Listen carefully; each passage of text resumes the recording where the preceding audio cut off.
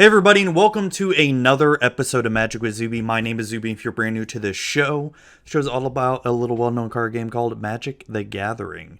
So in today's episode, we brought on a special guest. We brought on none other than Max, aka Max Makes Magic, and probably also better known as the quiz show host of Battle of Wits, a very relatively new Magic the Gathering quiz show, which you can check out by searching for his YouTube channel, Max Makes Magic, or looking at the show notes below, or searching, I guess, Battle of Wits, Max, maybe? I'm not sure exactly what YouTube search you would look for, but we had him on, we discussed his quiz show, discussed Magic video games, so much other stuff, some IT stuff as well too, so there's a little bit of geeky IT stuff in there, so, deal with it. Anyways, so before we get into the interview, let's get a few announcements out of the way. You can help support this show's Patreon at patreon.com/magicwithzuby.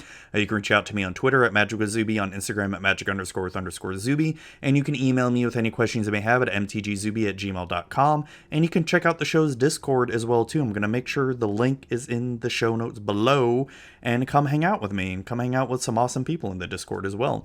So, and then we've got two quick little ads out of the way, and then we will get on with our interview with Max Makes Magic.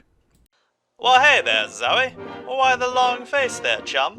I just want to order some magic cards, but the shipping was too expensive. Too expensive? Well, did you know if you go to legitmtg.com, you can order any magic cards, and anything over $2 or more has free shipping? Wow, free shipping's at legitmtg.com. That's amazing. You heard that right, Zoe. Free shipping at legitmtg.com with any order over $2 or more. Be sure to visit today and get the best deal on Magic singles and Magic sealed product available. Wow, that's amazing. And that is how you beat the latest standard meta with Abzan. Ugh, it feels like there's no Magic content out there for someone like me. Someone who doesn't want to be competitive. Someone who is... Who is... a normie? Yeah, exactly! A normie! Well, have I got the show for you, the all-new Magic for Normies show. Hi, I'm Pixie. And I'm Zuby. Together, we host the all-new Magic for Normies. It is the Magic the Gathering show for all your normie needs. We don't care what deck got into the top 8 or what deck is winning. We care about having fun playing Magic. That's right, Pixie. You can watch us on Pixie's Twitch channel at twitch.tv/PixieKittenPlays and catch the VOD on our YouTube channel, Pixie Kitten Plays. If audio is your thing, you can find episodes on the Magic with Zuby RSS feed. Magic for Normies.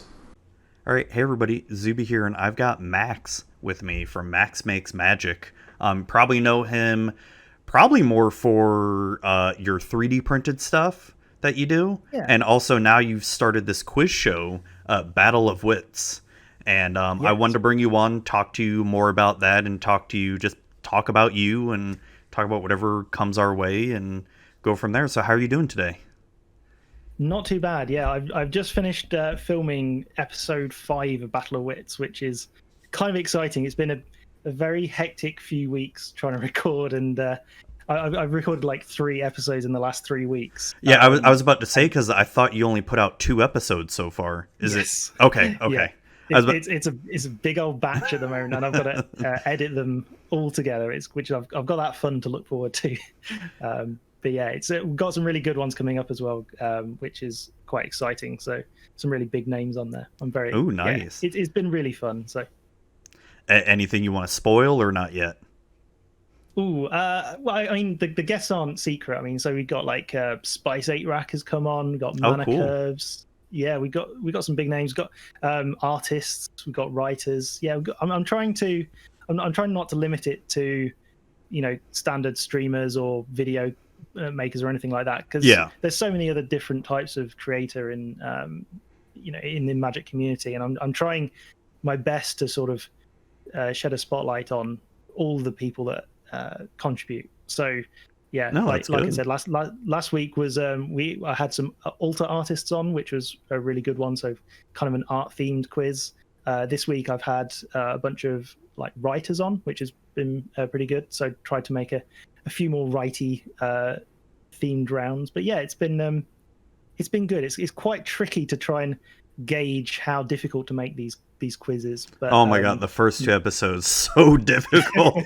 Oh my, like I'm not that deep into the lore of Magic. Like I know the basics of the lore, right? Yeah. Like the basic general storyline, and like the first 2 episodes I watch, I'm like, I don't know any of this, especially and I'm so bad with card art and card names. Like when you do the one where you have the picture and you scramble it or you pixelate it really bad. Yeah. I'm all like, I have no idea what the heck it is. And then Yeah. someone says it in like the first one. I'm like, how did they even figure that out? Like I can't tell at all.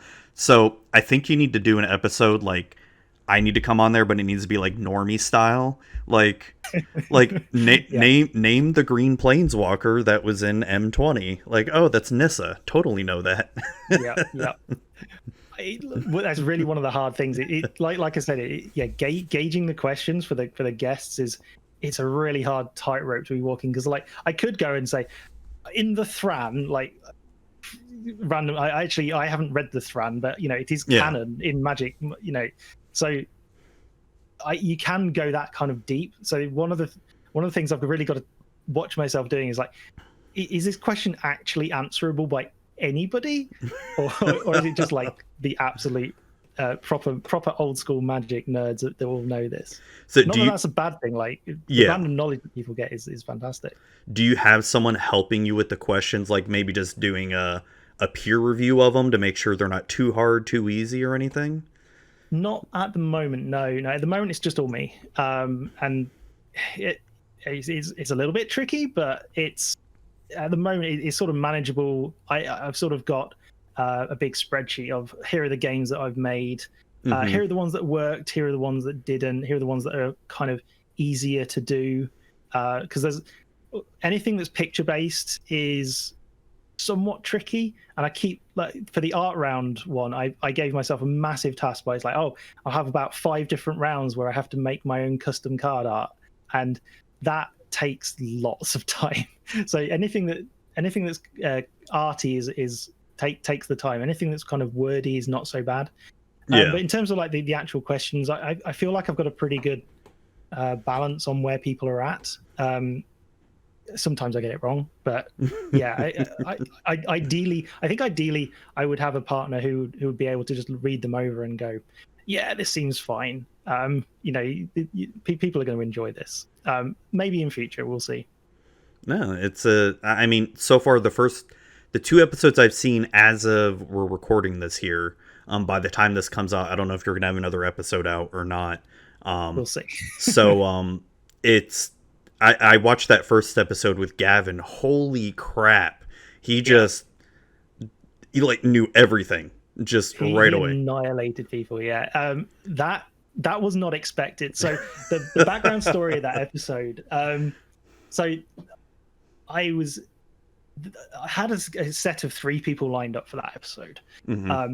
One of them dropped out for health reasons, and that's completely fine. One of them didn't show up for a filming, which kind of sucked. And so the next day after that, I was a bit like disheartened. I was like, oh my God, right, okay. Right, and it's your first episode too. And exactly, first episode. And I put all this effort into all these questions. I thought, you know what, I've got a really good thing here, a really good thing going.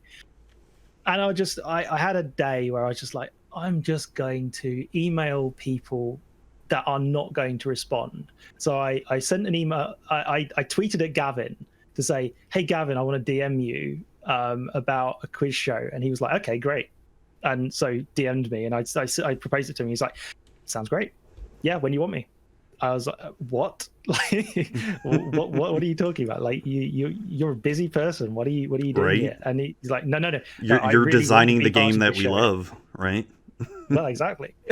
But he's like, no, I love Magic trivia. I love Magic trivia. So he's been really he really supportive about it. And then I tweeted, I DM'd Merchant, who I think I met at Magic Fest 2019, and he was like, no, sounds great. We should get that set up. And those were like completely unexpected guests, and so I'd sort of balanced it for the first 3 people, and then Gavin came in and like you say, just completely swept the floor with everybody. Yeah, and it was insane.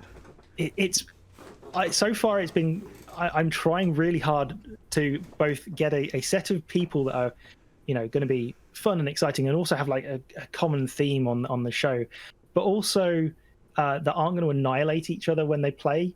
So I kind of want to keep it a little bit fair, and I've got a lot better at that in terms of the scheduling and also the knowledge that people have. So yeah, it's a really intricate balancing act, and I'm trying to get more and more people on all the time to I'm approaching more and more creators, and hopefully we'll get some really big names in the future, and we'll see what happens. No, it looks like a lot of fun. What was sort of your inspiration for wanting to do this? Oh wow. So one of the I have a friend who is really into Magic, or was really into Magic. Sort of got me really interested in it. But he's really interested in a college humor show called Actually, which is it's basically a quiz show where the guests, where the presenter will ask questions about he'll say statements about nerdy things. One of those statements will be wrong, or rather, the statement will be wrong in a way that you have to work out how it is wrong. But on the face of it, looks completely fine. Like, there are 2 Mario brothers. And it'll go into details about like the Mario brothers, and you're like, that looks just completely correct. And then somebody will buzz in and go, actually, there's a 3rd one that you don't know about. It is canon, but there's these reasons, and you're like, oh my god, how do you even know that? So that sort of turned into the judge round in my first quiz, which is sort of I posed a question about something about Magic which seemed completely obvious, which was the fact that there are 15 gods, except that there aren't in Theros. There are actually 16, or there were 16 gods, and that sort of was the catalyst for everything else. I realized that I couldn't make an entire quiz out of that because that would be a lot. Yeah. But then there's another game show in the UK called Richard Osman's House of Games, which is sort of an accumulation, like a combination of many different puzzle rounds. And I sort of took inspiration from that. So he has like 5 rounds, all different, like they scramble up. The guests don't know what's coming. The final round is always the same thing, which is words smashed into each other.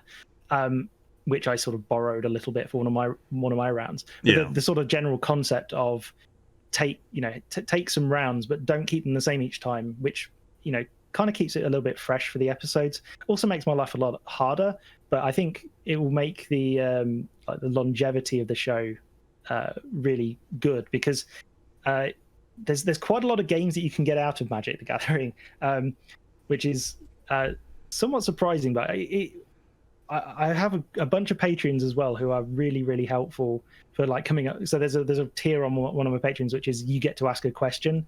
I've had some really, really good ideas on that. So far it's been some really, really good suggestions. And I've used quite a few of them in some of the rounds I've filmed in the last couple of weeks. So it's the process is hard, but it is definitely rewarding. Like I've just had literally not less than an hour ago, I finished recording the 5th episode, and the energy out of that episode, the guests were so fantastic. It absolutely blew my mind. Like, and everyone had so much fun about it as well. So that's kind of what I just want to get in every episode, and that's kind of why I'm still trying to push this through and do it. So yeah, it's really good. That's awesome. That's awesome, man. So it sounds like you have some other names you're getting lined up here, and how are you not running out of questions yet? So I know you mentioned a big spreadsheet and all that. It's a real big spreadsheet. Basically, it's trying to come up with fresh ideas for questions. There's quite a lot of the game concepts have a lot of scope for them. So one of the ones I added in the last couple of episodes was the ultimate Price is Right. So depending on when this comes out, it might actually be a spoiler for an upcoming episode. But yeah, essentially what the concept of that is that I will show you the prices of cards, but not like standard cards. So for example, the Judge promo for Survival of the Fittest, foil card for 2009, I think it was, something like that. Yeah. How much does this cost? And it is surprising how off people are about the values of cards. It is insane. But that's quite that one was really, really fun to do. That one's quite low impact as well. So I can go on Scryfall and just be looking down, going, really? Like that card is worth that much money? Right. No, I know exactly what you're talking about. It's Pixie and we do a similar game on Magic for Normies every once in a while where we call it Guess the Price, and we get the chat involved. And I'll do the same thing. Like, here's a revised version of, Birds of Paradise. How much is this worth? And you can't go over the price. Yes, no, that's exactly the same rules. Yeah, exactly. So yeah, it sounds like you'd be excellent at this game. I'm the one who's always collecting all the card prices and all that. I've never actually been a participant in guessing the prices, because you're right. It's hilarious and I love also showing like commons and uncommons, ones that are worth no money at all, and see how wrong people get this. Like, here's a common that's worth, according to cardsphere.com, is worth 9 cents. And people are like, oh, that's 25 cents. Oh, that's got to be $1. That's 75 cents. It's like, whoa, you're all completely way over. Yeah. Well, one of the nice things about that round for me, I was pinning people to really high prices, and then I threw in a cheeky low one. So it's like, because that's really, really fun when he's like, oh yeah, this is like, oh, it's $100, $200, and then you throw in something like there's a $9 like uncommon or something, and they're like, oh, only $9, and it's like, well, you can't go over. So yeah, it is really weird just seeing the random prices that you can get for stuff. I think my favorite one so far has been there's a treasure token you could only get from China. It's like given away in one of those red gift envelopes back in 2018 or something, and each one of those treasure tokens is foil, and it's like $50 or something. It's crazy, but in the episode, I think somebody was mentioning that they have a friend with an EDH deck who I think they have like a play set of these like tokens, so $200 spent on tokens. Right, it's crazy. No, but that's cool. So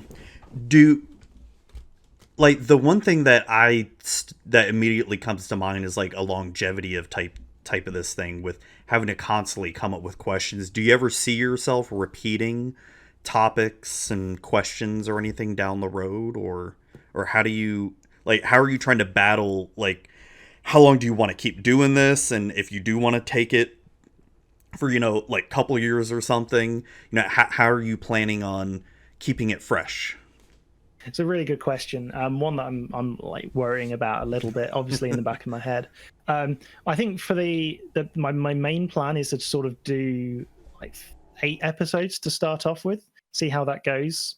Then maybe have a bit of a break just for coming up with questions and trying, like you say, trying to work out what the longevity is. Because I don't want to get to a point where it's like I'm just cranking out old questions because that's an easy thing to do, and we get guests on. If I'm not generating new questions each time, then that kind of sucks. But there is going to be a limited amount of Magic trivia that exists, so we'll see. I think is the honest point. I'd like to get a couple of seasons out of it at least. I would like to get like a grand competition. I know Gavin's been very, very vocal at me about saying I want to be back in the grand final, and I hadn't even considered a grand final by that point. And he's like, "No, I'm coming back for the grand final. There is going to be a grand final." Oh, so like, dang, okay, Gavin. Okay, yeah, you wanted it, you get it. So we'll probably get some of the high scoring winners back on that for one of the later episodes, which would be quite nice.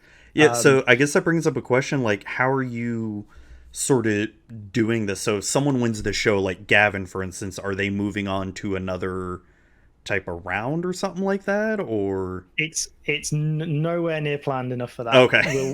We will see is the honest answer. My best guess at the moment is that I will probably handpick a couple of people for later episodes, and we'll just have a sort of grand finale sort of thing. We'll see how it goes. I'm sure by the time I get to it, I'll have thought of a decent plan. Well, nice. And you mentioned seasons as well too. Like, how many episodes are you trying to do per season right now? At the moment, like I said, I'm going to try and keep it to 8. Okay. Next season might be 10. So I have sent a proposal to the Magic Wizards Greenlight Fund thing. Oh yeah. God knows when that's going to actually. Has anyone heard from that? No, not to my knowledge.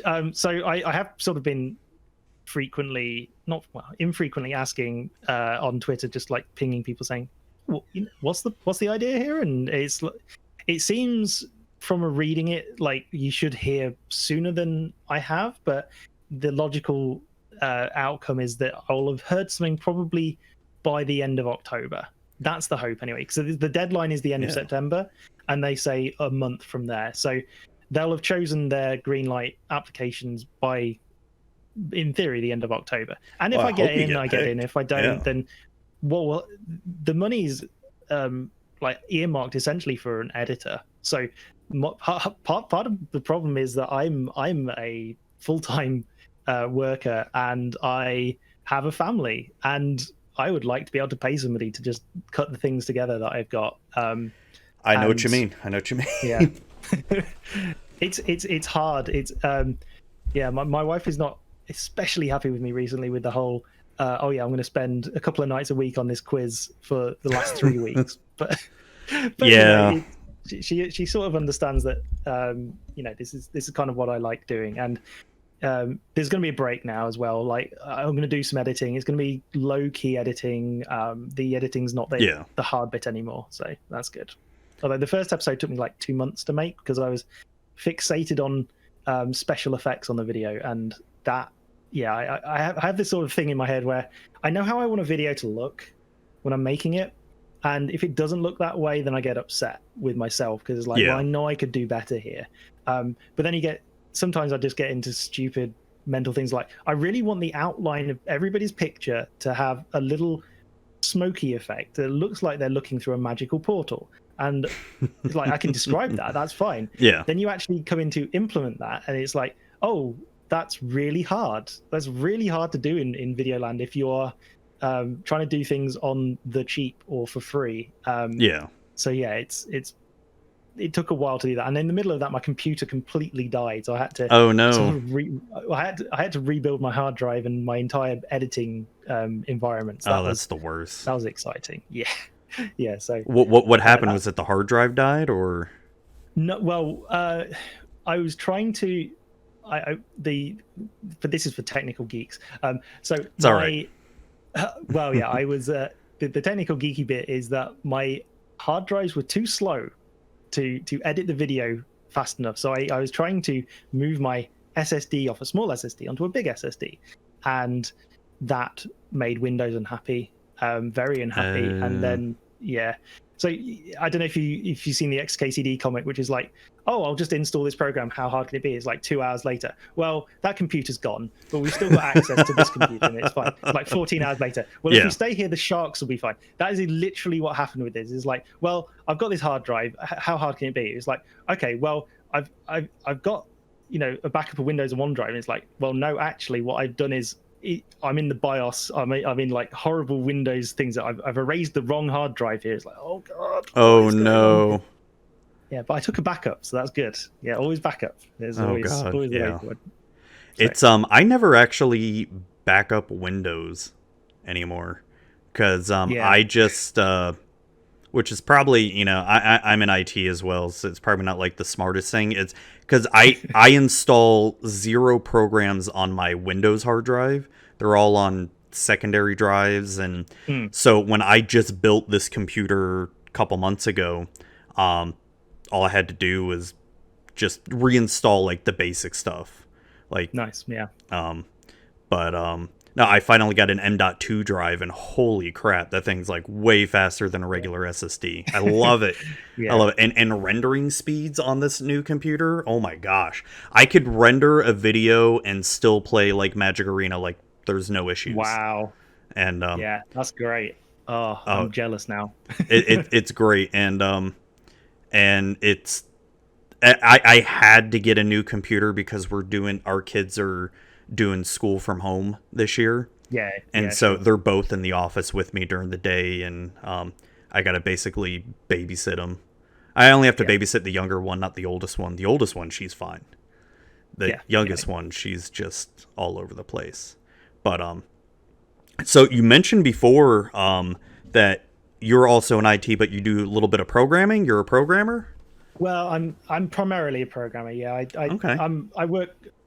Well, I was going to say I work for a telecoms company. I now, in theory, work for Microsoft, which is kind of cool. We recently got bought out by Microsoft. So, yeah, but I'm a programmer. I've been doing that for what? Oh God, I've been at this company for about 12 years now, something like that. It's been a long time. What languages do you do? Oh God, so started in. At this company, I started doing C. We started moving into Python, and recently Rust, which is kind of a new language. It's a very cool new language, which essentially you're doing programming, and the compiler will tell you no for a very long time until it tells you yes, and then by that point you know that your program will kind of work and not crash and not have memory leaks or anything like that. Yeah, which is neat. It's really cool, but it's one of those things where it's like you will be the compiler will be saying, no, you can't do this, and you're like, but why won't you let me do this? It's like, oh, because that's stupid, and it will mean that I leak memory. It's like, oh good, yeah, well thanks for that. But it's one of those things where you have to really think about your programming, which is kind of good because it's more of it's slightly more of a challenge, I think. And it does stretch those muscles a bit in your head. I tried to learn programming. Oh God, it was before I really got into networking. I thought I wanted to get into programming, and I started learning C++. Yeah, sure. And or C plus or whichever. I think C++. Yeah. I don't think that. Yeah. So I got this book and just started, doing a lot of the basics, like the hello world stuff, and like how to do like if and then statements. And I think what kind of killed me off of it is when they wanted me to build like a blackjack game in it. Right. And they're like telling you like all the lines of code, like how to do it. And I'm typing this all out. And for a simple like text-based blackjack game was, I don't know how many hundreds of lines of code. I'm like, it was just insane. And I find networking way more fun, and I find it more fun and to do compared to programming. Like programmers, like when you guys do that stuff, like, oh man, that more power to you. Well, I mean, like our company's like kind of responsible for a lot of networking stacks around the world, which is kind of neat. So I imagine at some point you've probably interacted with some of our hardware, so probably at least played with it. Yeah, probably because I've been trying to. I really need to sit down one day and start learning Python, because I know with a lot of SDN, software defined networking, Python can be utilized pretty well. I need to really start sitting down and learning that. But what I'm trying to learn in networking now is learning how to design like huge data centers. Like we're talking like somewhat of not the scale of Microsoft or Amazon or anything, but eventually get to that point, because my company that I work for right now, we're going to be building a lot of regional data centers that are going to store a huge amount of data. And I got to start looking into like, all right, how do I design this? And on a budget too. That's always the fun part. It's like if I had no constraints, it's like, yeah, I can make the best network in the world. But but when it's like you're limited, it's like, well, I can make it work. May not work the best, but it'll get your packets to and from. Yeah, is basically which bits do you want to lose at this point? Is we can make it nice and pretty, but if you haven't got enough budget, it's like, well, you don't get this bit and you don't get this bit. It will get you packets from A to B, but apart from that, yeah. Yeah, it's always fun. So with you being Microsoft now, so tell me, what's the latest scoop on the next Windows? Come on, you got to have it. We're not officially part of Microsoft yet. You're like a subsidiary or something, or it's very one of those weird. At the moment, it's basically like nothing has happened. So they bought you out, but nothing's been merged or anything like that. Yeah, essentially, yeah. That will happen. Apparently, it's a thing called Microsoft Day. It's the day that everything switches over, which is kind of a weird concept. Yeah. So far, I've not seen anything bad, so I'm pretty happy about that. Well, that's good at least. I mean, as long as you don't lose your job or anything like that, and yeah, that'd be great. Because I mean, that because I've been through a few mergers and a few acquisitions and all. That's always like the scariest part. Like, well, do I still have my job? So especially, I don't really want to be job searching in the current climate. I think that kind of sucks, right? But yeah. All right. Well, are you working from home or are you going in an office right now? No, working from home. I mean, I've been quite fortunate. The company I work for has let me work from home for the best part of 5 years now. So nice. I moved up from London back in 2015 so basically so I could buy a house, because if you want to buy a house in London, it's a lot of money. And I can only imagine. Yeah. Could you probably could only afford like a little like hut, probably in London, right? At best. I mean, yeah, the prices are scary. Like even could you afford a box in London? Ooh, how many sides? Yeah, maybe. You can get some. The trouble is, like, the price of even reasonable apartments in London is crazy. Like, that's like a lot of cities around the world, I hear. Oh, absolutely, yeah. But even so, the company I work for, their base is like not even central London. It's North London, and that's still very, very expensive. So I mean, my friends bought I think an apartment for £400,000, I think, and it's like it's a 1-bed apartment. It's a my gosh! Apartment, but it's really expensive. Oh my god! Yeah, it's mad. But so I just thought, my wife said to me, it's like, well, we want a house. We want to be able to go out to the have a backyard or something, right? Yeah, exactly, right. And so we made the decision, and my company was quite, is being a place for, I think, what was it, 7 years at the time. They were like, we don't really like people working from home, but if you don't, then you're probably just going to leave. So, well, yeah, no, fine. We'll work that's something good out. They did that. So So I went to a thing where I would work from home 3 days a week and then travel down to London for 2 days of the week, which is that far for you? It's pretty far, yeah, but it's not too bad because I can just work on the train. I mean, trains are really expensive, but overall, it really was working for me. So, and then obviously all this hit, and everyone's working at home, and we're not going into an office till God knows, probably even next year at this point. Right. Which kind of suits me because I'm used to it, but I imagine there's a lot of people who are coming to it for the first time and they're really struggling. But I love working from home. I've been doing it over a year now because I started work from home last summer, and took me a little bit getting used to it. But now it's like I don't ever want to go back into an office. I don't want to have to deal with a commute. I don't want to have to deal with any of that, sitting in traffic. Because I mean, in the morning times, I don't mind commuting in the morning. It's just, when you have that long day and you got to have that drive in the evening time, you're like, especially when the sun starts to go down at like 5 o'clock in the afternoon, you're like, oh, so I left when it was dark and now I'm coming home when it's dark. Makes you feel really depressed. Yeah, when I was driving down occasionally down to London, it would be like 5 a.m. start, and then drive all the way down to London before the rush hour traffic starts, which starts at about 7 a.m. around London. So if you're not outside the center of, if you're not out on the outskirts of central London by 7 a.m., then the traffic is a nightmare, like a literal nightmare. So you get there super early, do a day's work. I think if you can class it as work, if you're you started at 5 a.m. and you've been going on the go for like 4 hours, and you're like, I am here. You're paying me to be here. It's like, and then leaving about 4 o'clock because it's like you've got to drive all the way back up home. So it's not ideal. The train is so much easier for that, but then working from home is where I'm happy working from home. So. Right, and you can get so much stuff done from home. Yeah.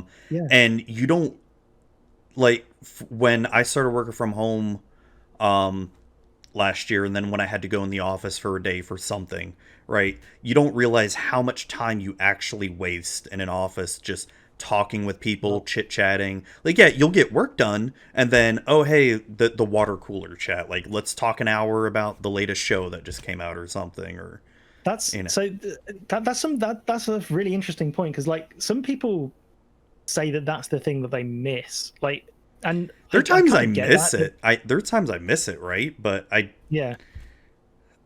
rather just get my work done. You know, there are definitely days where I'd rather get my work done. Yeah, absolutely. But I feel like some of it just stems from, I don't know, some managers just not really liking not being able to see what their people are doing at all times. Yeah, it's like control. If you're in the office, yeah, if you're in the office, you can see that people are doing things, and that's great. But if people are at home, they could be doing anything. It's like, but people are, people still have to do stuff.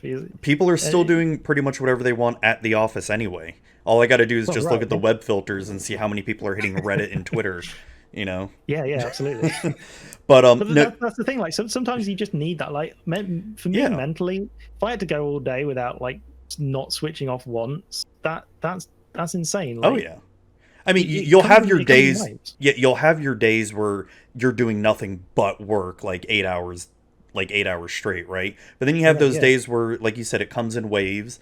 Like, for instance, last week, I was super busy in the morning, like, doing all the stuff, meetings, emails, documentation and stuff. And then in the afternoon came, like after lunch, like, I don't have anything to do. And thankfully my boss, this is what I love about my company. My boss actually lives in another state for me. So I'm all the way down in Florida. He lives all the way up in Ohio.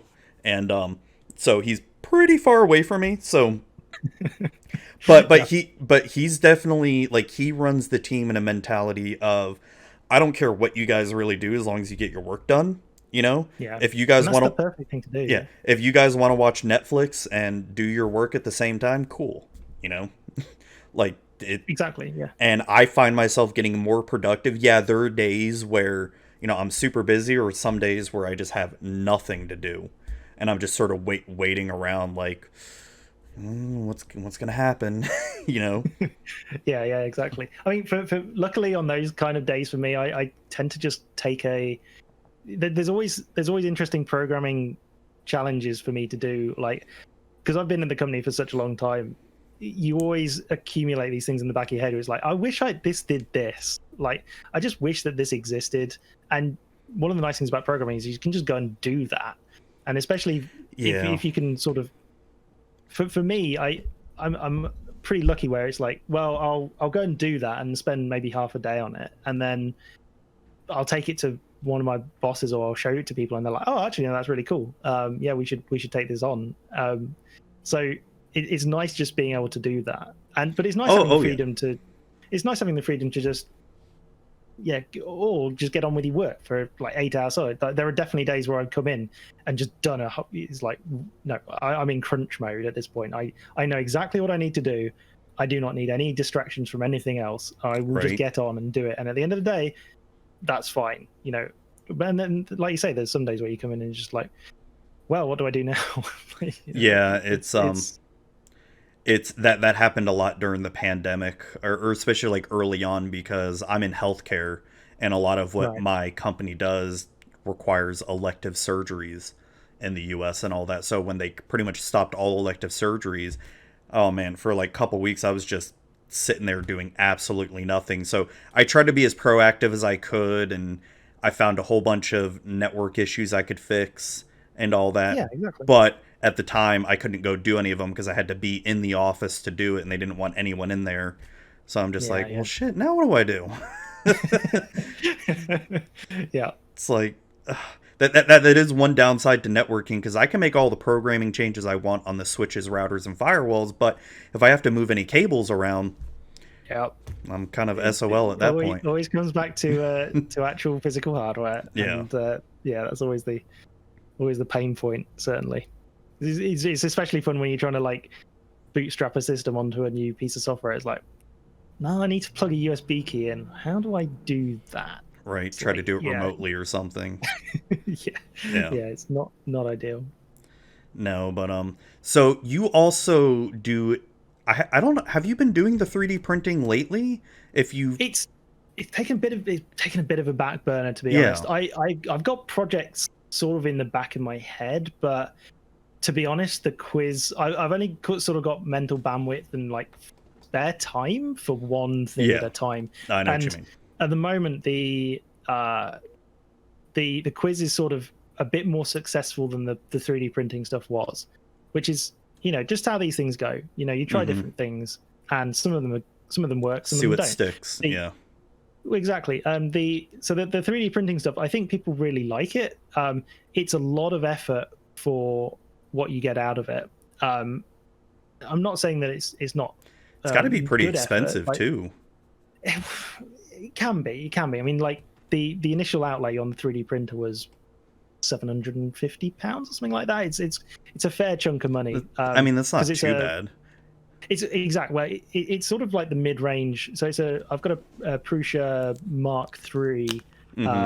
Like one of the. It's a pretty decent printer. One of the things I like about it is that you just turn it on and you print, and it will kind of 99% of the time just work. Whereas you spend £150-200 on a like an Ender 3, for example, which is the sort of the bog standard one that people say, oh yeah, you want a 3D printer, go and get one of these things, and you spend forever trying to dial it in and print, and sometimes it'll just fail for no reason, and sometimes it just won't work, and you're like, well, I'd rather have the reliability. Like I would rather just have the certainty that I can just say go and do this thing, and it will just most of the time just work, and then some of the times it still buggers up and like goes crazy, and you're like, oh god, well, what do I have to do now?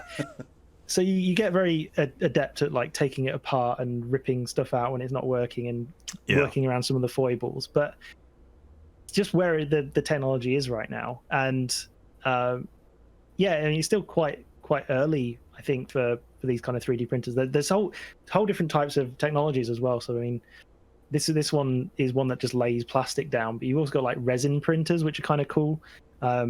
Kind of want to get one of those at some point, but they are proper money. Like they're quite expensive.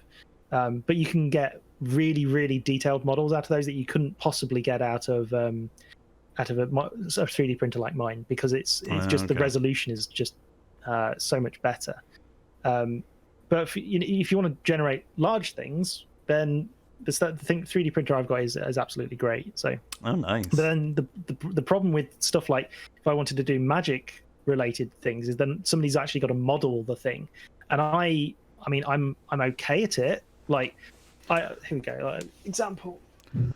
Oh, I see what you mean. Modeling, like actually going into a program and sculpting it, essentially. Yeah, this is the Tolarian Community College logo that I made. So this is like a stupidly noddy 3D print. This is like a wedge plus a book plus a dragon's head on top. That took me. That didn't take me particularly long to do, but it's still like, I don't know, a couple of hours to do that. And well, how long did it take to print? Oh, that one's probably a couple of hours. Okay. Like, so it took you a couple hours to actually sculpt it on the computer, and then yes, yeah, and then even longer to print it. Yeah, exactly. So just for that one thing, you're looking at maybe like 6 to 8 hours just for that. Yeah, Pretty much exactly. And that's wait, a lot of outlay. Wait, is that even counting like all the stuff like where you have to smooth it out and all that, like get rid of any of the I don't even know what you call them. You don't necessarily have to smooth it out if you don't want to. I mean, there are layer lines that you can see, but a lot of the time people just ignore them. Okay. Yeah, so it's not the end of the world if you have layer lines like that. But if you want to be really, really like anal about it, you can just like coat it in something and paint it as well and smooth it out with sandpaper. I see what you mean. Okay. Yeah, you definitely can do it. So the crown, the monarch crown that I have. So this is the one I released on one of my videos. This was like primed and sanded and airbrushed. So that was proper outlay of time. Like that was pretty crazy. The number of iterations I went through on that as well. So each one of those was something like a good number of like a lot of hours to do. Wow. Those. And because they're quite big things, like you don't think about it, but because the layers are so thin, essentially they're like a fraction of a millimeter thin. Mm-hmm. You've got to build up. If you're building up something that's that tall, it takes like 10 hours or so. So wow. That's not even the longest print I've done. I think the longest print I've done was somewhere in the region of 43 hours. Oh my god, what the heck was that? I'm trying to remember. I think it was something. One of the things about 3D printers is you end up printing things for your printer. So I think it was a bit for my printer, basically, like a reel holder, for example. But there's lots and lots of. I think you just fill the plate up with as many things as you can, and you just leave it. Yeah. And it's like, 37 hours remaining. He's like, oh my god, okay, fine, just get on with it, and just you come back to it every so often and just see if it's broken it or not. And if it has, then you sort of sigh. And then you have to go and clean it up. A lot of the time, like I say, gosh, that sounds miserable. Don't have that. Sometimes the worst ones are where you come to it and it's like there's an hour remaining, and then you look over it and it's like, oh, the filament jammed, or you ran out of filament, or something fell over, or something has moved on the base and now it's printing into thin air, and you just look, oh my god, we've spent 10 hours printing at this point and now I have to do it all again. It's like, would your printer be good for printing like little miniatures for like D&D or something? Yeah, so you want a resin printer for that. Okay. Yeah, that's one of the things I would love to have. I'm starting to get involved a little bit in Warhammer. God, it's like you and a bunch of other like UK content creators. It's like I think what Vince is like seemed to be the one who started all that. He is a little bit, yeah. I feel like since Vince has got into it, I've sort of taken another look at it, because since Vince has said that, I know that there's a bunch of people that I speak to fairly regularly who are like, oh yeah, I mean I love Warhammer. I'm like, okay, and I think the big thing is I've got a friend at work who I've known for a very long time, that he's sort of like, oh yeah, I'm really into Warhammer now, but his stuff is fantastic. Like he's a really, really fantastic painter, and I just thought, you know what, sometimes I'm not 100% all in on Magic. It's like, well, maybe I just want to give Warhammer a bit of a go, see what it's like. The last time I played Warhammer was when I was in secondary school, so we're talking 20 years or so ago at this point. Man. And he's like, okay, fine, let's give it another go, see if I'm any better at painting, or at least more patient with the painting now. I would not be, because I've got so many, because I play D&D as well too. I almost flipped my chair over. And I've got a whole bunch of unpainted miniatures, because I'm like, I don't even care about painting them. It's like I'm so bad at it, because I've been really curious to try Warhammer. Like I really want to try it because it looks so much fun. It's just the cost investment with it. I already spend so much in Magic and D&D. I don't need another hobby that I'll probably never ever play, because there's no one in my area that really plays it. So I'm like, what's the point of even getting it if I'd have to travel like 2 hours just to play it? Well, that's kind of one of the sad things for me, is that like paper Magic around my area is sort of non-existent anymore. There's no local game stores around me. No, I know what you mean. I've got Spell Table for mine. That's how I play paper Magic the most. Well, yeah, absolutely. I mean, I haven't actually played on Spell Table yet. I still haven't. You need to. You've got EDH decks, right? I have a couple of precons. I think Yeah. 5 precons. So I usually get total MTG on the stream sometimes. I need to get both of you on, get some more UK people on. that'd be good. Yeah, I met Matt at Magic Fest 2019. Actually, he was a really cool guy. So yeah, so at some point, if the stars align and my schedules align, we should definitely do that. Yeah. Yeah. So what were you saying about Warhammer? Yeah, so Warhammer. So I thought I'd just try and get into that. And so far, going okay. At the moment, Have you trying actually to find played, the time. or No, God, is no, it just no. painting the minis and all that? That's the next plan. But the trouble is when you have the internet at your fingers, it's like, oh, how do I paint miniatures? And they get into massive long things. It's like, oh well, maybe you want zenithal shading and prime it. You need to prime with this, and then we need at least 4 different colors per thing. And you're like, oh my god, really? I just want to paint them so they don't look like plastic. It's like so there's for somebody like me who wants to basically do the thing right the first time. Yeah, it's a lot up front. Sounds overwhelming. It is a little bit overwhelming. I think my plan is just to sort of just get in and just paint them something, see how it looks. So my idea is to make them look like the Eternals from Amonkhet. So I've picked a race that looks like the Eternals. I'm going to paint them kind of bluey, bit of gold for the armor. See how it turns out. They might just look awful. At which point I'll be able to pivot and say, well, actually, I'll just paint them a standard color scheme that I can go and buy normal paint for. But like I said, I've got, when I get something in my head where I want it to look like the thing and that I want it to resemble, then I sort of have to do that. And that's been the case for a lot of projects that I've sort of started in the background. Like I've got a project that's been ongoing since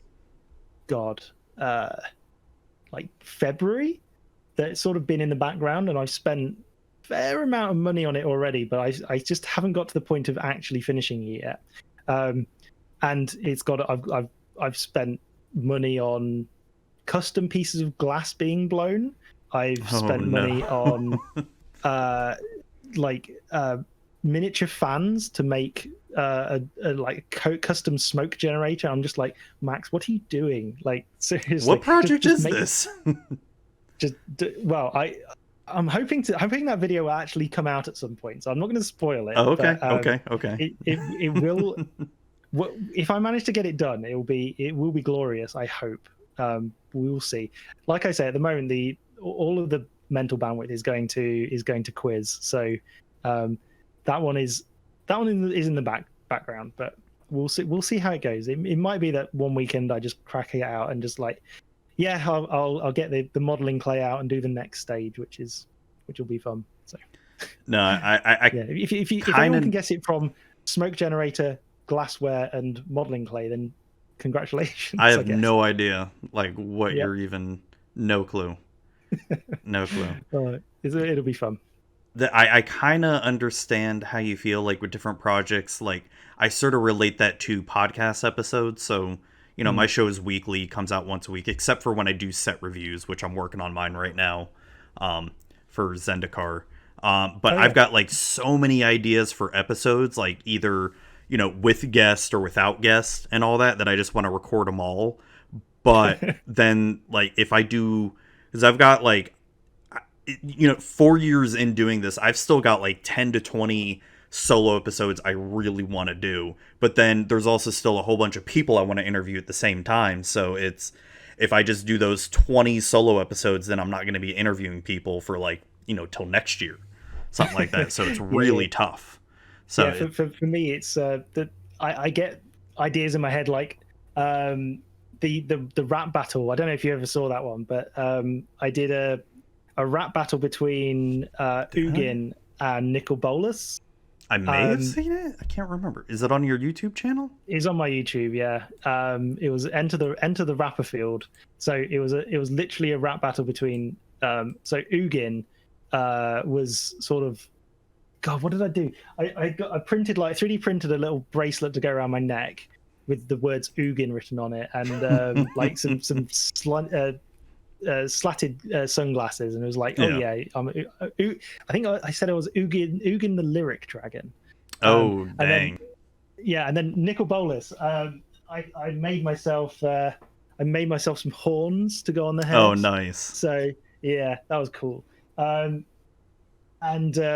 Yeah, just made that rhyme and tried to get that out, because the trouble is that idea was in my head, mostly from it's because I keep thinking of lyrics for things, and if I don't put the lyrics into a thing, then it will just stay in my head, and that is kind of a real problem with the magic stuff. Because one of the ones I wanted to do was I wanted to do a Fresh Prince of Bel-Air cover of the story of Nicol Bolas up until the events of Amonkhet Block. Oh, wow, that's hilarious. I can't. It was like I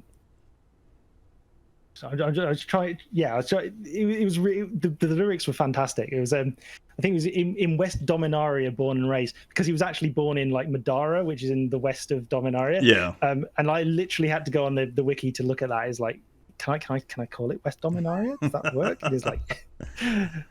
But that never came out because I couldn't find a decent enough version of the Fresh Prince instrumental version. Like, you can't find it on the internet.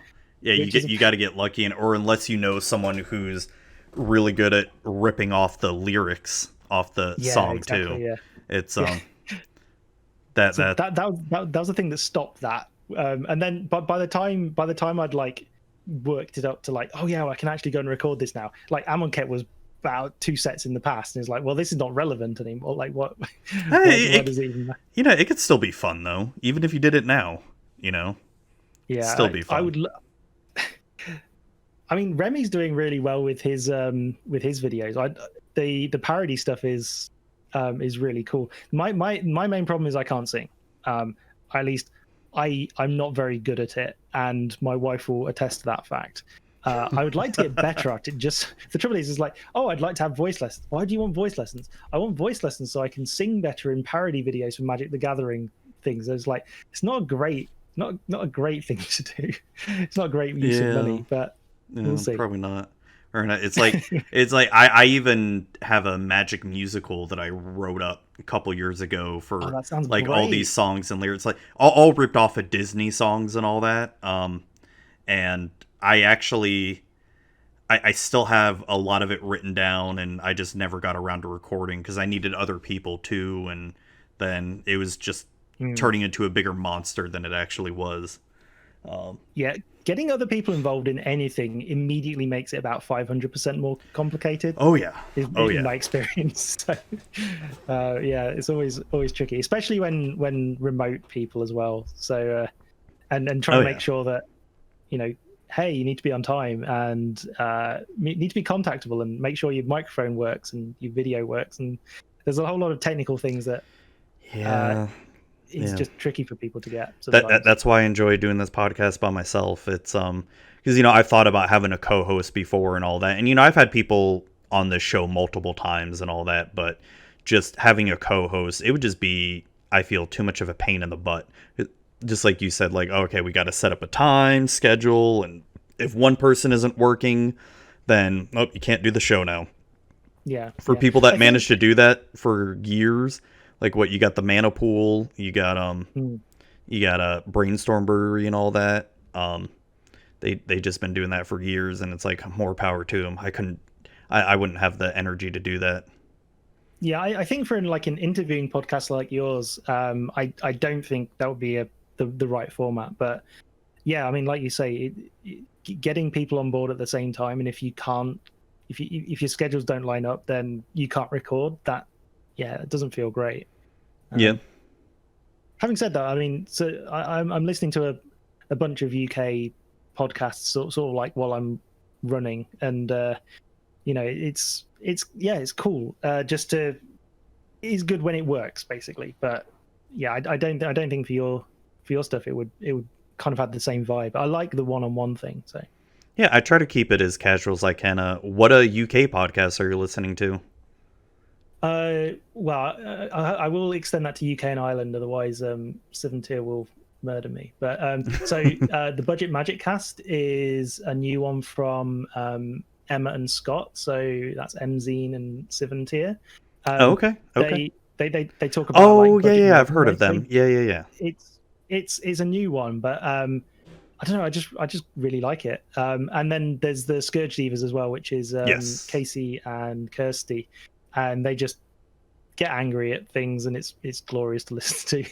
So it's kind of cathartic to hear about a lot of stuff through a very sweary Scottish person. So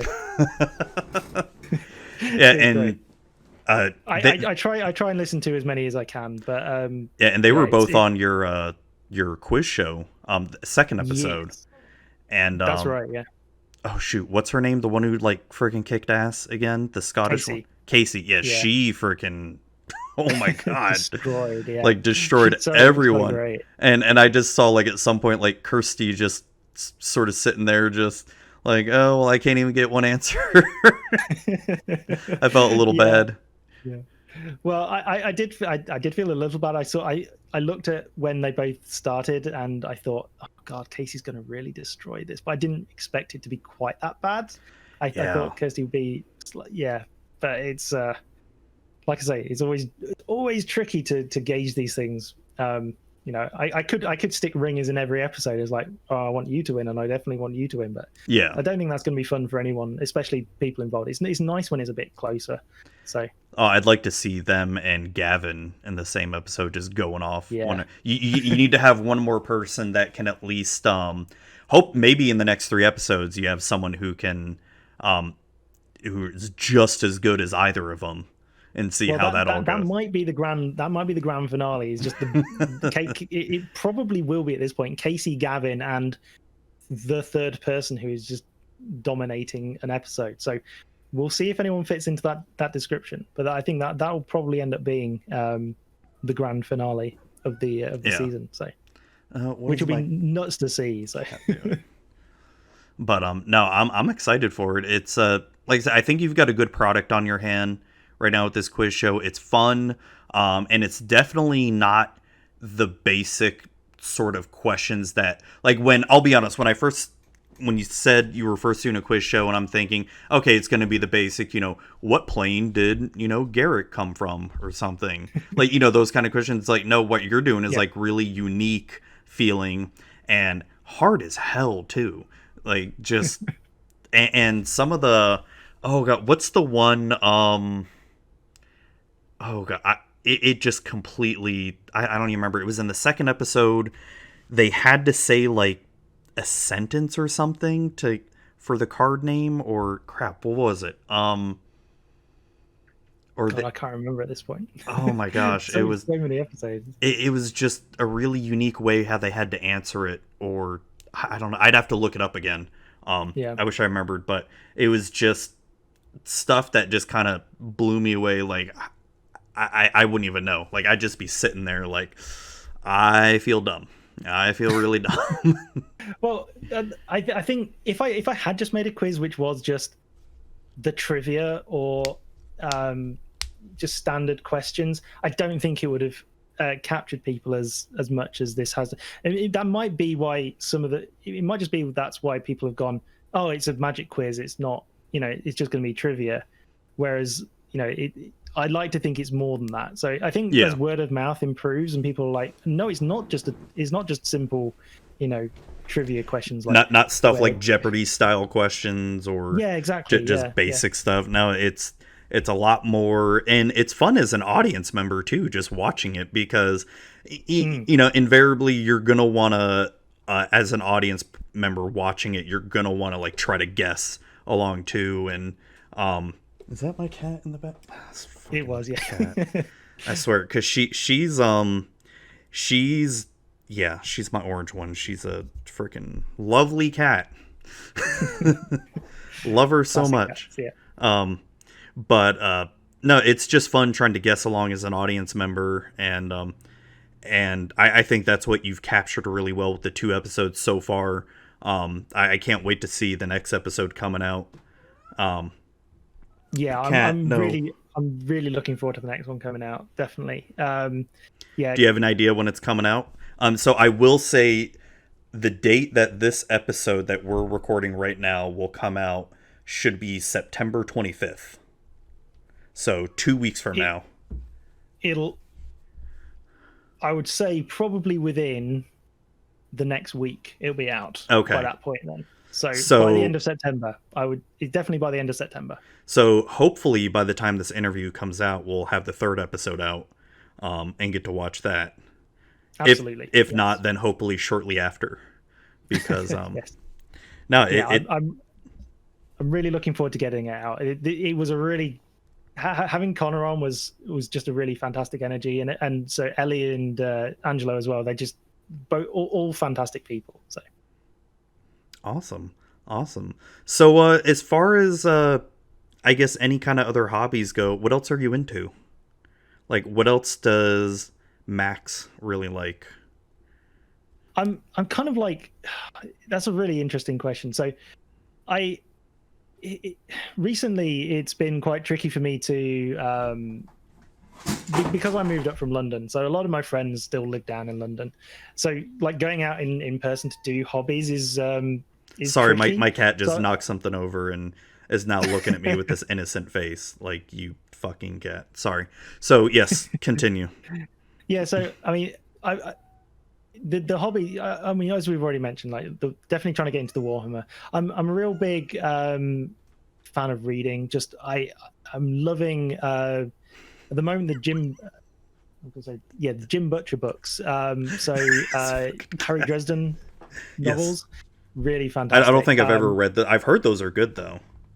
I got into them. I think Day 9 was going on about them at one point. I was like, I should probably look into that, and got the first one and just thought, okay, so this is it's a wizard story, but it's written in such a gritty. I'd like to think it's such a gritty way, and he's done such a fantastic job at it. There's a very good like in media res, so there's not a lot of expansion on some aspects of things. He'll tease out information across multiple books, but if you know what you're looking for on a reread, it's like, oh, okay, so that piece of information, yeah, this makes total sense within like the wider universe. But the way that he doles out information at a sort of pace that is good for the reader and good for like knowledge across multiple novels is really fantastic. So, the first episode doesn't even go into the world of fairy, for example. Like they've got there's an entire plane called the Never Never, which is so there's like 3 fairy queens on the side of winter and 3 fairy queens on the side of summer, and winter and summer are in like constant battle, for example. How many books are there of these? Oh god, like 14 at this point. There's a lot. Are they all like a continuous story or something? Yes, or all continuous, okay. All continuous story. Yeah, and yeah, he's just released one called Peace Talks, and I think it was too long, so they bumped the second half of that book into a new one, which is out in like November time, which I'm really looking forward to. And then my other favorite author at the moment is actually back from Magic, Brandon Sanderson, who for me can't really do any wrong. He's such a good writer. I need to read some of his stuff. I keep hearing that, like, so many people tell me such a good writer, and like some of the oh god, what's the one fantasy series that he does? Like the Mist series or something, or Mistborn. Yeah, Mistborn. Yeah, Mistborn is kind of like the good thing about Mistborn is that he's done like to some degree, at least like the main storyline. He wrote 6 books, is done. So like you're looking at George R.R. Martin or whatever is like, oh god, like I've been waiting for that freaking book forever. Well, put it this way, I was reading what was the last one called, the Dragons one? I can't remember. The last book that came out was, I think, 2011. Because the Winter Dragon. I can't remember. I know which one you're talking about though. Yeah. I was reading that book on a car journey up to Blackpool for my friend's stag do. Since then, I have met my girlfriend, then married her, and then had 2 kids and bought a new house. And we still haven't had the next novel out yet. And in that time, I think like Brandon Sanderson has probably written, I don't know, 10 novels. I would be surprised if it's anything less than that. He's a machine. And George has no excuse. I mean, the show's already done. The show was such a disappointment. Oh my god, was it such a disappointment? Season 8 was just like I wasn't disappointed with what happened in the show.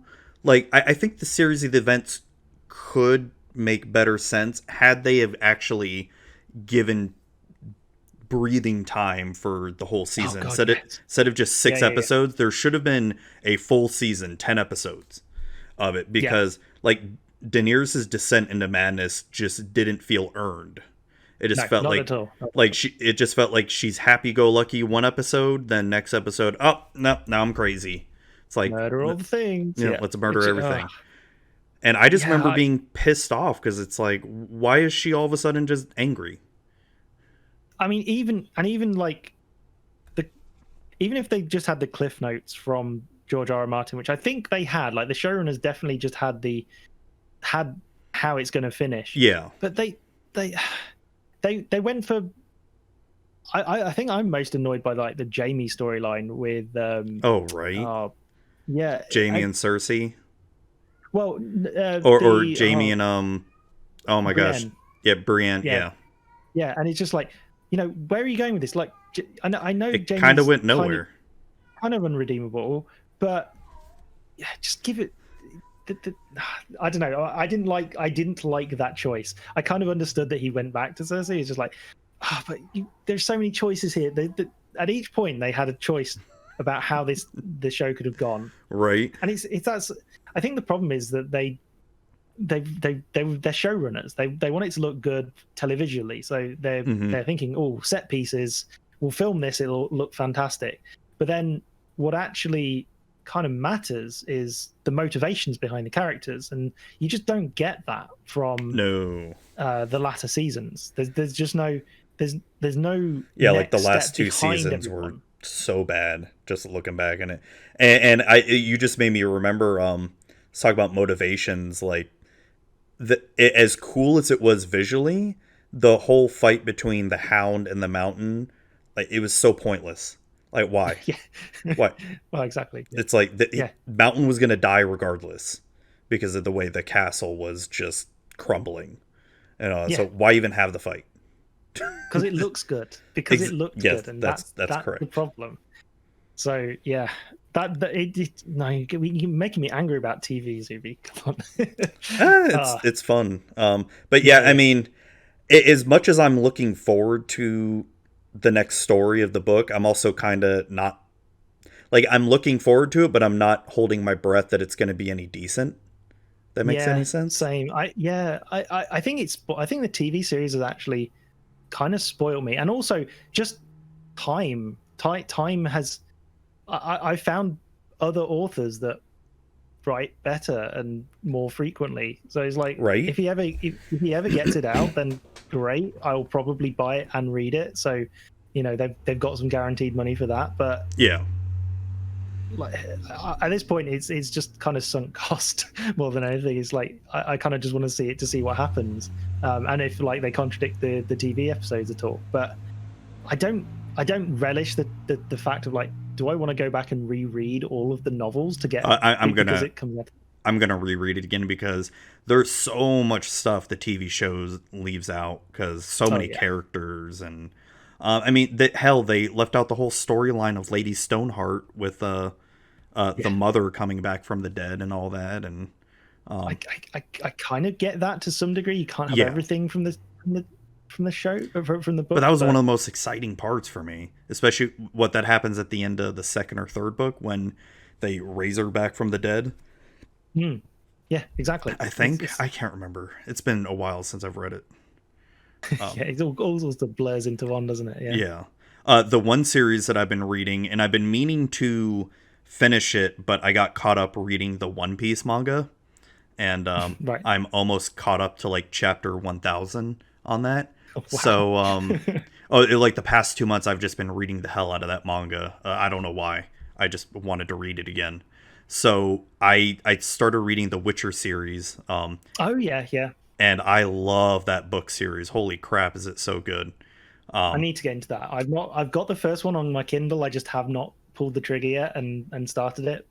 Yeah, the first two books in like the reading order you need to read it in are more short stories. And I mean, it's pretty much like the first book is pretty much exactly what you saw in season 1 Right. of the TV show. And then the books after that are like the first two books. Once you get past the first two books, then it turns into a novel. And I just really like I guess the dialogue, because a lot of the dialogue that the author writes, Andre, however you say his last name, is very well written, and even the action scenes are extremely well written too. Like you can actually sort of see it in your mind, because I've always felt like that's one of the harder things to do as an author, is really trying to get the action scenes in a sense to where you can see and understand what's going on. Like that was always one of the things that I felt Tolkien was really bad at, was describing action. Like you don't want the 20 line comment on like how many people and where they're all from. Like the I love all that. I love all that stuff. I felt he was always really bad at describing the action of like what's happening, any of the battles or any of the fights or anything like that. Yeah. Now he was definitely way better at least like fleshing out a world. And I've read that series so many times, and I need to do another reread. When I was watching the films, because I as a kid, I could not get on with, I think, one of the books. Anything that was like not Frodo and the story of the ring, I was just like, I'm just gonna skip this bit. So when I was watching I think it was like one of the movies, it was like, what the hell is going on here? Like I've read this, I'm sure I've read this book. I know what's going on. I should know what's going on here. And it was obviously the bit that I just continuously skipped as a kid. It's like, no, getting past this, we're going to Frodo. It's like, because like the ghost, what the hell's going on? Yeah, because they split the books like that. I didn't like that at first. I still remember my first read through as a kid. When you get to Two Towers and they don't even talk about Frodo at all until halfway through the book, and you're like, what's going on? Like, where's Frodo? And all that. Yeah. This might be a little bit of controversy if we're going to talk about Lord of the Rings. I find that the Two Towers and the Return of the King are both pretty bad when it comes to being faithful to the source material. Oh God, I haven't honestly. I don't think I've watched those films in a good 10 years, I would have said. But I mean, they were very impressive at the time. But, I think they're very impressively done. Like they're very well made movies and all that. Yeah. I remember going. I think I remember going to see the last one at the cinema, and just at some point realizing, is it over? And it's like, oh God, no. There's more. There's more post-credit scenes. It's like, oh, why is there suddenly elves? Why are they on a boat? Oh, that's like the best part. Oh, I do remember that scene, Return of the King.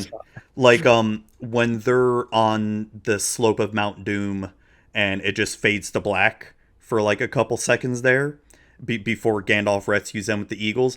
I remember feeling pissed. Like, are you kidding me? They're not going to do the Grey Havens? What the fuck is this? You mean they're just ending it there? Like, they can't. Yeah. Oh, that'd be good. But then there's that whole weird bit in the book where it's the sort of they go back to the Shire, and then there's that whole like post segment. Yeah, the scouring of the Shire. The scouring of the Shire, yeah. Where Saruman took over the Shire, which I understand why they nixed that for the movie, because you already had your climax of the ring being destroyed, and all that. So as a filmmaker, I feel like that would have just prolonged it enough already, because that would have at least been another 20 to 30 minute like scene right there, and it's like people are going to be like, holy shit, this isn't over yet. So it makes perfect sense from a filmmaker perspective. I still kind of wish they had it, but you know, extended scene right, the extended version of Lord of the Rings. Yes. Oh, I'd totally be down for that. Like if they ever made an extended version where they included Tom Bombadil, they oh god, I mean, what was some of the stuff they left out in Two Towers? I don't, all the singing, all the poems, and all that stuff. Hell yeah, count me in and all that shit. Yeah, I kind of get the point why they did leave that stuff out, because people will be like, "What the hell is this? Why are they singing in Elvish?" But yeah, I mean, whatever. I don't know. It would have been cool, yeah. It'd be nice to be a little bit faithful for some bits, but like you say, it's always tricky. Like when you make Fellowship, stuff. Yeah, Fellowship was the most faithful out of the three movies. Two Towers, I still feel like Two Towers is the worst one to this day in terms of how much they changed. God, and I still hate the bit in Return of the King where Frodo turns away Sam while they're climbing up the mountains there to get to Cir Thungol.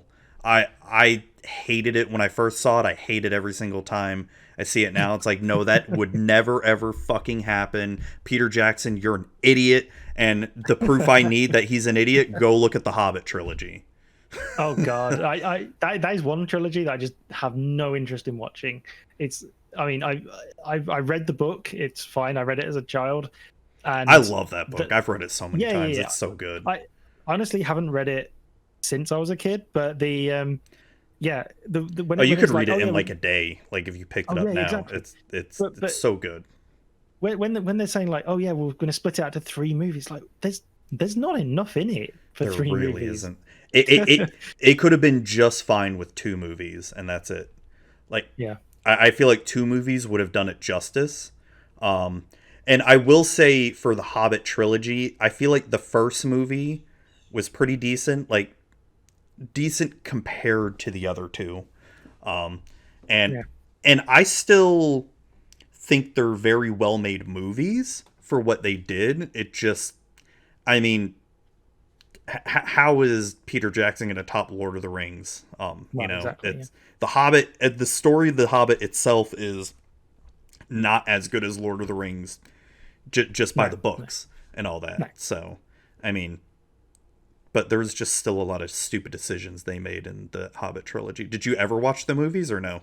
No, I've never seen them. Like I mean, I'd like to, I think at some point, but I think I've sort of missed the boat on it. Is the problem? I mean, I think if you turn off your brain and completely forget what happens in the Hobbit book, you'll be fine. Sure. But I mean, the 70s cartoon of the Hobbit is way better than that trilogy of movies anyway. Did you ever see the Lord of the Rings cartoon? Oh God, there's a cartoon? No. Yeah. No, it was made back in the 70s too. Oh my God, it's so bad. It is so bad. That was you know what rotoscoping is, right? Oh yeah. Where they have like the real actor and they just sort of paint over it and all that. So there's so much rotoscoping. There are scenes where God, it looks like Frodo, like whoever was acting as Frodo is just staring at the camera, pleading for his life, like, get me out of this film. Pretty sure they made Sam gay in that movie because just the way he acts is just like, just what the fuck. And I'm not like saying I'm not saying that's bad or anything, but it's just sort of like totally not his character. And just some trippy scenes, like when they describe how, like, when Frodo first gets the ring from Bilbo and then sort of like 19 years pass until he actually leaves. It's sort of like you almost can get a seizure from that scene because all of a sudden they just start flashing through all the seasons of the Shire in like really quick succession. You're like, oh God, my eyes are gonna bleed. Type thing. And it's I love the part of the Balrog when Gandalf and the Balrog are fighting off. You totally tell it's just an actor in like some shitty ass prop costume and just rotoscoped over, and it's so bad. And classic Doctor Who style. Yeah, it's so bad. And I love how So the movie is, I think, like almost 2 hours long, and they get up to it ends at the Battle of Helm's Deep. So they rush through so much stuff in it, and it's just terrible. So if you ever want to watch something really terrible, then you need to watch that. And it may take you like a few sittings to watch it because it's just so bad. If I ever want to torture myself, I might have to. Well, I mean, watch the Hobbit trilogy or watch the Lord of the Rings cartoon. Ooh. Did you know they also made a Return of the King cartoon as well? Would that? No, I've seen same people or same style. It's made by the same people who did the Hobbit cartoon. Right. And the amount of singing that's in that Return of the King cartoon is terrible. I mean, I don't know. It's all dumb, but it's stupid fun. Yeah, absolutely. So you mentioned reading. So it sounds like you're a pretty decent reader, or you've read a lot of stuff. What else are you into, man? The standard stuff, video games. Play any good games lately? The only good, it's trying to find the time to actually play them around everything else. But I'm one of these like very patient gamers, so I will. At the moment, I've got such a backlog of games that I can just. I think we all do. And it will sit there. Yeah. One of the benefits actually of the working for Microsoft now, I guess, is that you get free Game Pass, which is kind of cool. So snap! Really? Yeah. So nice. I get to. I'm going to be able to play all the games on Game Pass. So I had to go at Flight Sim the other day. Got my joystick out and was like, "Oh dang, that looks fun." It's very complicated. I imagine it's extremely faithful to it being able to actually fly a plane. But that was a maddening amount of like levers. Is right. So on the left, I'm going to be throttling up and landing gear and making sure flaps at the right angle. And no, you crashed. No, that's fine. So that was kind of fun. Doom, the original Doom from like 26. I say the original, the remake of Doom from 2016 has been really good as well. That was such a good game. The sequel that came out this year, Doom Eternal, holy shit, was like 10 times better. Yeah, I've heard really good things. That one is on the list to play. I mean, I'm having a real blast just playing. Like, Doom 2016 is so good. It is. It's such a good game. I honestly hadn't even crossed my radar until somebody was like, "Oh yeah, this person was like, I think it was the sound designer for the game, and it was a video on how they'd made the recordings, and they basically just hired about 100 heavy metal singers who do like proper like throat singing and stuff like that to do like heavy metal chorus stuff, and you just watch the cameras and it's like, this is fantastic. Like, oh my God. Oh, that sounds awesome. So, but I think the controversy was, I think Doom Eternal, he did some of the tracks, but they didn't let him mix it or something like that. So they've completely destroyed the dynamic ranges of things. I don't know. It's all audio technical stuff. But that was a controversy. But then I was watching this video and I was like, oh my God, this guy's amazing. I'm going to go buy Doom. And that game just gets you. You don't have to. It's one of those ones where I can just switch off. The trouble is, it's like I'll switch off and I'll play it, and it's like, okay, I finished that level. Oh, that was an hour. And it's like, oh crap. So, what do I? I can't do too much of it because otherwise I'll just spend all my time on it. But yeah. I'm working my way through it at the moment. But yeah, apart from that, just I'm at like, because of the patient gaming thing, it's like I just picked up Breath of the Wild not very long ago. That was really good fun for the Switch. Such a good game. Yeah, I am a real fan of sort of exploration games. Mm-hmm. So the sort of Breath of the Wild where you're like, okay, there's a map. You can't see much of it. But if you go to these big towers, they will unlock a map for everything. So I think the first I did a couple of first quests, as you have to, and then my mission was, I'm going to get the entire map unlocked. That is my first priority. Beyond anything else, it's And I'm all the unlocking towers are entire so map. hard to get to. I mean, well, not all of them, but there's some that are a lot more difficult than some of the others. Yeah. I had so one of the, I think I spent literally 2 hours on one of the towers where they had like dancing whiz robes around the tower. Oh, and you yeah. sat there with a bow and arrow trying to plink them down. Is Without it them coming one over that's and like in the absolutely middle of water too? Yes. Yeah. That I one. think I know Yeah. which one you're talking Pain about. in the ass. Yeah. Yeah. So that took me a long time to get to the top of, and as soon as you get to the top of it, it's like, right, now I never need to do that again. I just get to the top, teleport, and just that's not a problem. But that's such a good game. I just recently replayed it.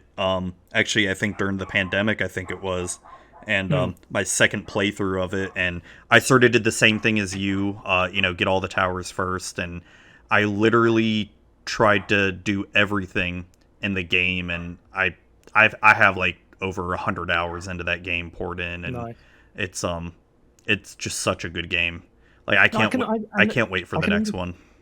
I can understand why it's divisive as well. So it's one of those things that people are like, I hated it. There wasn't any direction. I didn't like the fact there weren't any dungeons, stuff like that. And yeah, I definitely don't like that there weren't any dungeons per se. Like classic Legend of Zelda, because I'm a huge Zelda fan. Like I've played them all, except for Philip's CDI ones. I've never played those. God,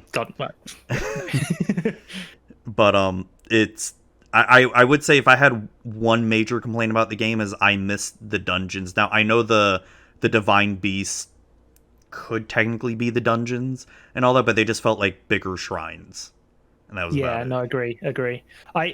I think the things I missed, things I didn't like about the game were definitely the lack of classical dungeons / items and weapon degradation, which kind of, I don't like weapon degradation in games. I just feel like it's a mechanic that I understand why they have it. It just and they want you to be exploring this wonderful sandbox that they've made, and there's if you just pick up the best weapon and start hitting everything with the best weapon, then obviously that's gonna, you're never gonna branch out and do different things. But I don't like that as a I don't really buy it as a thing. It's like, well, you're just making this artificial choice in the game, and it's just artificially pissing me off that I have to keep switching weapons out.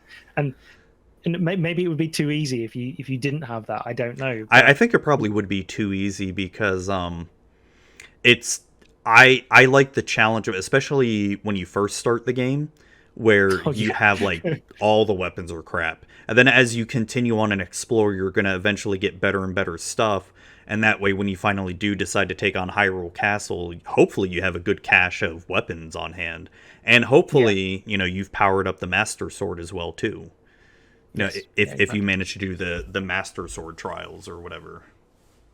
I think is that DLC? I can't remember. Yeah, that's part of the DLC. I finally bought the DLC and played all through that. And I enjoyed the Master Sword trials more than anything.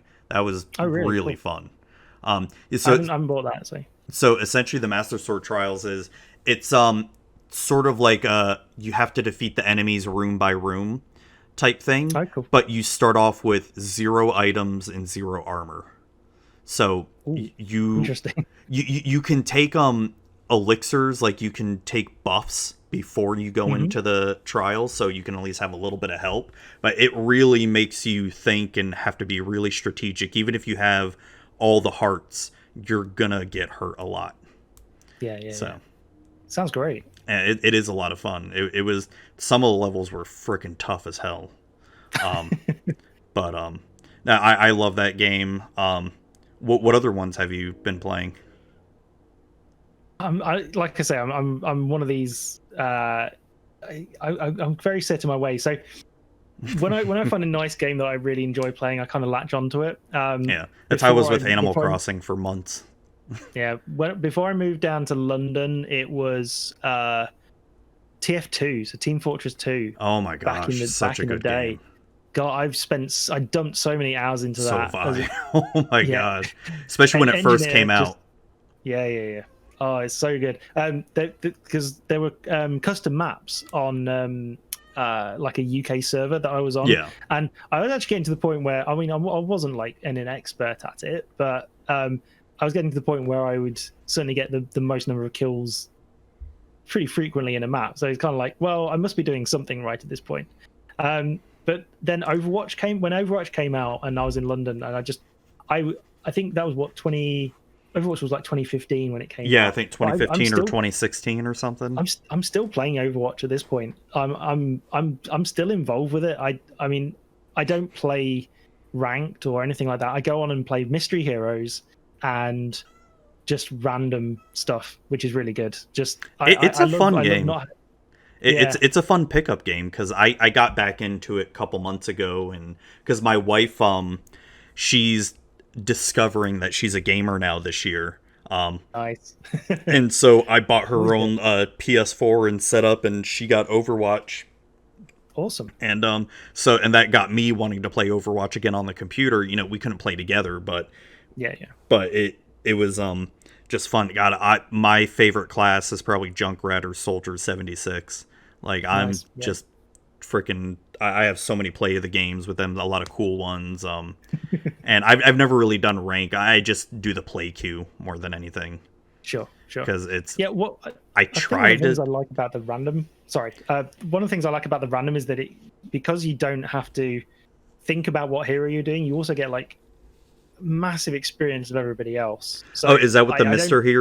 Heroes is? Yeah, mystery heroes. Yeah, it's is that in the arcade one? Yes, the arcade. Yeah. But yeah, I mean, if I was going ranked, it'd probably be Lucio. He's my favorite healer. Yeah, he's my favorite healer out of all of them. Like, I know Mercy is, probably one of the best ones and all that, but Lucio, to me, as a healer, he's the most fun to play. Yes. It's either him or Moira. I'm a very good Moira, just incidentally. So it's Moira's very cool to play. I really enjoy that. Awesome. That's awesome. It's I don't know. I get so addicted to Blizzard games. Like, I know the World of Warcraft Shadowlands is coming out, and I'm just like, I have so many other games I want to play. Like, I just finished Ghost of Tsushima on PS4, and holy shit, that was such a good game. I loved it. I've heard so many good things. Yeah. Like, I'm a sucker for like samurai, like Japanese films and all that. Like, I've seen so many of Akira Kurosawa's films and a lot of other samurai films, and that game was like a love letter to a lot of those old movies, and just so good. Like, I probably played that for about a month straight and finally beat it. And nice. And but I know, like, with Shadowlands coming out soon, I know if I get hooked on that, it's going to be the only game I play, and then I'm just going to start buying other games. Like, I'll play it, and just put it on the backlog. I'm trying to avoid WoW so bad again right now. Yeah, I've managed to not get back into it. I was in it for, oh god, I mean, I started 2008, and that was Wrath of the Lich King. Yeah, Wrath. Freaking fantastic! Like, I've been playing since vanilla, since like 2005. So yeah. Yeah, so I mean, I was quite late at the time, so it was basically people at work. We went to the pub after work, and people were like, "Oh yeah, World of Warcraft's cool." I'm like, "Is it?" And they were like, "Oh yeah, you should definitely play." I'm like, "All right, fine, I'll give it a shot. How bad could it be?" And it's so good. It's really good fun. And then it's like, I don't have a wife, I don't have a girlfriend at this point, and it's like, well, I guess I'll dump the next 3 years of my life into this then, in my spare time. It's like, okay, and then it got to the point where it's like, well, people are stopping. It's one of those things. I think it's Pandaria, like one of the latter expansions or latter things for Pandaria, and it was just like, well, nobody's playing anymore, and it's kind of this isn't as fun as it used to be, and the grind is properly grindy, and I just stopped and never really went back. I gave the classic a go while it was there, and it was like, okay, this is fine, I guess. I never got back into it, which is, I think, a good thing. I think it's probably the fact that I just don't have the time anymore. Pickup games for me are just so much it's so much easier for me to just go and say, oh, I've got half an hour or so here. I'm going to go and play Monster Train, or I'm going to play Slay the Spire, or I'm going to play Overwatch, for example. Just something you can pick up that doesn't need, like, I can get my phone out and just go, okay, I'll do this bit, and then I can pause it and leave it. So it's not like World of Warcraft where I have to be actually physically at a computer to play, or it's not like Overwatch where so if I'm on a computer, I'll probably dig out Overwatch. It's like just easy to go and dive in for a game for 5 minutes and then leave after 5 because it doesn't really matter. So I know what you mean. It's definitely that time aspect as I get older, where responsibilities, unfortunately. It sucks, right? Because it's like it's that age-old thing of, when you're young, you don't have the money, but you have the time. And now that you're getting older, it's like, I have all the money. I mean, I have more money to buy video games, but no time and all that. Absolutely. Yeah. And it's just one thing that just really sucks. It's like, I know I could go back to play WoW, and I even, I've been playing almost every expansion. I even played the latest one, Battle for Azeroth, but I always played it extremely casually and all that. But the thing is that I would just not play any other games, or my content would suffer too. Because, hey, I'd rather play WoW or something. It's like, I just gotta stop. It's as much as I love the story of Warcraft, that's what keeps hooking me, because I want to know what happens next. And all that. But I feel like they just got to end it. Like, either make a World of Warcraft 2 or something. I don't know. They need something with better graphics. I mean, the graphics have slowly been getting better, but I do agree. Like, they need to just say, like, hey, this is the last expansion. Now we're going to come out with a new one with a brand new engine. There you go. Yeah.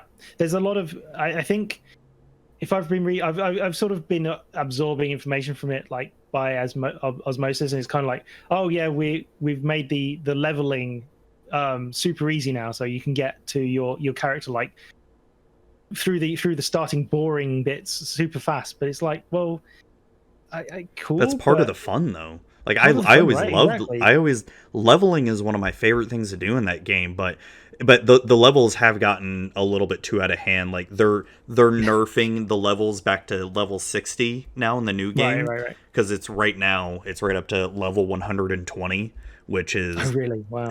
And it's too much for, like, me starting a new character. I'm like, oh great, now I have 120 levels to go. You could do it a lot faster because there are ways to get it done quicker, but it's like, it's daunting. Yes, no, absolutely. Yeah. And it's not as immersive as the World of Warcraft Classic was as well too. Yeah. So one of the best things I did was it was one of the weirdest things actually was going around trying to, before Cataclysm, they announced, Cataclysm's going to happen, the world's going to change, there's going to be the last chance to do any of these quests. And I thought, all right, well, I'm going to try and do some of the weird quests for the Lawmaster achievement, try and do some of the really weird ones. Where it's like, you need to go through like Blackrock dungeons or something to grind out getting a bunch of these bars that only drop like a couple each run, and so you can't solo it as a priest. Oh, the Dark Iron bars or something, or was it Dark Iron? I think it was like the Encourage opening. It was like one of the Encourage related missions, I think. And as part of it, you'd get things like you had to beat a Nyx. Well, yes, you had to beat a Nixia at one of the points, and you as part of it, you got a recipe that you could only get as part of this quest line. So it's like the tea or something, like thistle tea, some sort of special tea. And I was like, this is amazing. But then as I'm going through the quest line, it's like you go to this one thing. It's like they're like, oh yeah, do you have a Nixia's head? It's like, yes, I do. And then suddenly, dun dun, you beat a Nixia at level 60, like original classic Warcraft. I'm like, no, I didn't at all. Like I wasn't even playing the game at this point, and the game's just bugged out because it's like, why is this person going through this literally massively old quest line doing? Because I think at one point you're in Moonglade or something, and you have to summon a spirit green dragon, and people I know what you're talking about. What the hell is going on? Like they're people who've never seen this thing happen before, and they're just like, what the fuck? like, what the fuck is going on? And did you ever play Alliance back then? Yeah, I was Alliance Shadow Priest. Do you remember the quest line where Onyxia would appear in the Stormwind Castle? Oh yeah. I remember when I saw that the first time back in Classic or Vanilla. I was like level 9 or level 10, and there's all of a sudden a giant dragon appearing in the castle, and I'm like, yeah, I'm level 10. I'm gonna try to fight it, and that was like one of the best things back then. Yeah, I bet that went well. Oh yeah, no, died so many times. Yeah. Oh god, good old Classic. But it was a lot of good times though. There was a lot of fun times. I met some cool people doing it, and it's a different time now to where we just don't have a lot of time to do it.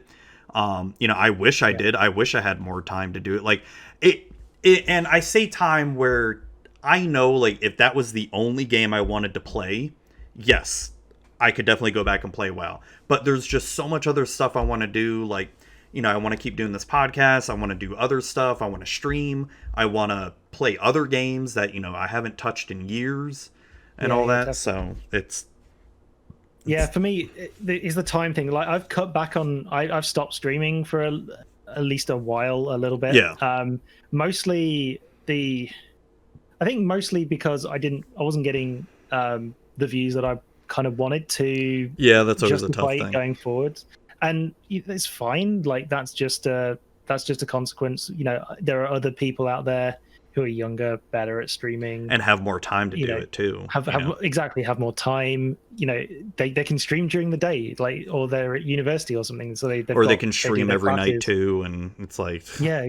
I mean, I have to. I have a period between like 9 p.m. and 11 p.m. my time, or 9 p.m. and 12 p.m. where I can stream because I've got to get the kids to bed, or got to spend, and I can't do it every night because I've got to spend some time with my wife, and right, it's well, exactly. So that limited time was just not. It wasn't really getting me to where I needed it to be on that, and also there's a lot of people who started streaming during. Oh my gosh, so many people. Probably, yeah, and I can't compete with that. So at the moment, I'm kind of happy. I'm happiest where I am with the quiz, where it's like I'm trying. It is actually kind of the only Magic stuff I'm doing at the moment, which is a little bit sad. But I know you used to do a lot more. It's this time. It's this time thing more than anything. It's I'd love to be brewing modern decks. Like, I got into Magic back in 2016, I think. I started uploading videos to YouTube. So I mean, I've been content creating for a long time. Like, I started in 2016, stopped in 2017 because I basically stopped in like June of 2017 because in the last like 6 months of that year, I did a bunch. I've got like not a side gig, but like a side hobby of open source programming and security. Oh, nice. And in that time, I added some security stuff to an open source project and made something like $6,000 off Google. And, that is probably more than I've ever made. Literally, that is much more than I've ever made off any sort of content creation. I can definitely tell that's way more than I've ever made in content creation. But it's like I'm that side hustle isn't what I'm looking for creatively. Yeah. As a person, like, no, I know what you mean. I really love the creative aspect of doing all this stuff. If I was coming at it from a purely monetary point of view, it's like I would dump my spare time into doing the security stuff like full time. Like, I've made silly amounts of money off it, and it's just, but it's kind of like, well, I'm not going to get famous doing it. It's not like I want to do this to be famous. It's just, I want to be having fun at the same time. And I know what you mean. Kind of just feels like work, right? So right, yeah. That's why I stopped doing a lot of side jobs like related to IT or networking. Like, I used to do some like network consulting and all that. Used to charge like $200 an hour, and I mean, you can get crazy. Make some good money doing it, and then it's just I didn't want to do it because it felt like I would leave my day job just to go to do the side hustle where it feels like I'm just doing more work, right? Yeah. Like the same thing, Yeah, totally get it. So I think this could be a good place to end it here. We're Yes. getting close to 2 hours here, and I need to actually go start prepping dinner. That seems reasonable. Thanks for the chat. I mean, Well, I no, know thank you. we've been meandering all over the place, but Oh no, yeah. that's the great thing about this. Talk about whatever we want. So where can people find you and find your quiz show, the Battle of Wits? Yeah, so I'm Max Makes Magic. You can find me pretty much everywhere as that. So we've got YouTube, Twitter, Twitch, though, like I said, not really streaming on there. Instagram as well. But yeah, the channel, YouTube channel, is where you'll find the Battle of Wits quiz, pretty prominently placed on there. Yeah, and like I say, new episodes of that coming relatively soon. Hopefully by the time this is out, within maybe a week. Ooh, awesome. Well, thank you again for coming on. I had a great time chatting with you. And hope you have a good one. All right. Yeah. Thanks very much. All right, thank you all for listening to that show. Hope you all really enjoyed it. Max was an awesome blast to have on. I had to sort of cut the interview a little bit short because we were recording around the time when I'm trying to prep dinner. Right now, I'm actually recording this while, prepping, waiting for dinner to prep right now. So, yeah. Had a really great time talking with him. Really enjoyed it. And hope you all really enjoyed the episode as well, too. Let me know if you did. And thank you all for listening and watching every single week. You know who you're at. You know who you are out there. Even the silent ones who, are always silent but just listen anyway. Thank you, thank you, thank you. And I hope you have a great day.